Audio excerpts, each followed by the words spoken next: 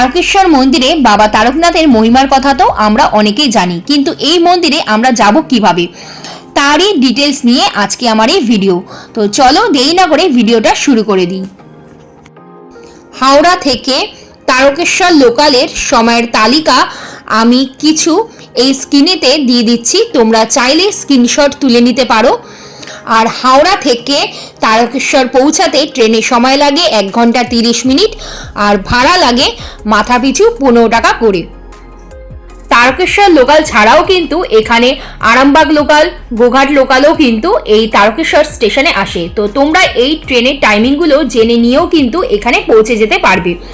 স্টেশনে আসার পর তোমরা পেয়ে যাবে টোটো আর রিক্সা, এছাড়া তোমরা পায়ে হেঁটেও কিন্তু বাবার মন্দিরে পৌঁছে যেতে পারো। টোটো করে যদি তোমরা যাও তার ভাড়া কিন্তু মাথাপিছু 20 থেকে 25 টাকার মতন নেওয়া হয়ে থাকে। এবারে বলি তোমরা সড়ক পথে কিভাবে আসবে এই তারকেশ্বর মন্দিরে। কলকাতা থেকে তারকেশ্বর মন্দিরের দূরত্ব কিন্তু প্রায় 62 কিলোমিটারের মতন। এবার তোমাদেরকে জানাই আমরা কিভাবে এই তারকেশ্বর মন্দিরে পৌঁছেছিলাম সড়ক পথে। আমরা কিন্তু নিবেদিতা সেতু হয়ে সোজা দিল্লি রোড ধরেছিলাম, আর সেই দিল্লি রোড ধরেই কিন্তু আমরা পৌঁছে গেছিলাম তারকেশ্বর মন্দিরে। তোমরা সাইনবোর্ডগুলো ফলো করো, তাহলেই বুঝতে পারবে যে আমরা কিভাবে সড়ক পথে তারকেশ্বর মন্দিরে পৌঁছেছিলাম। তারকেশ্বর যেতে কিন্তু আমাদের 2টো টোল পড়েছিল, তো 2টো টোল পার করেই কিন্তু আমাদের তারকেশ্বর পৌঁছাতে হয়েছে।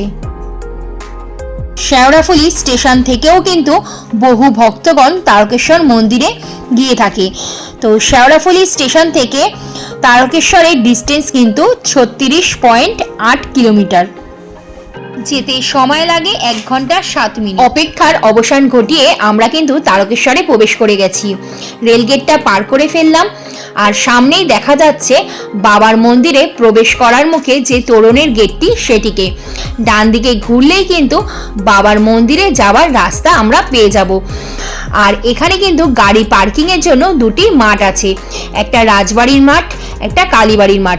তো তোমরা যদি কোনো ঠাকুরমশাই আগে থেকে ঠিক করে রাখো তবে তিনি কিন্তু তোমাদেরকে বলে দেবে যে তোমরা কোন মাঠেতে তোমাদের গাড়ি পার্কিং করবে।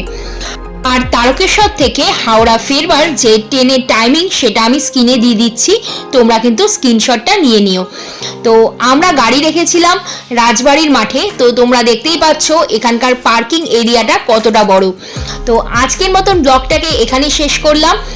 তারকেশ্বরের সেকেন্ড পার্ট আমি তোমাদেরকে দেব পরবর্তী ভিডিওতে।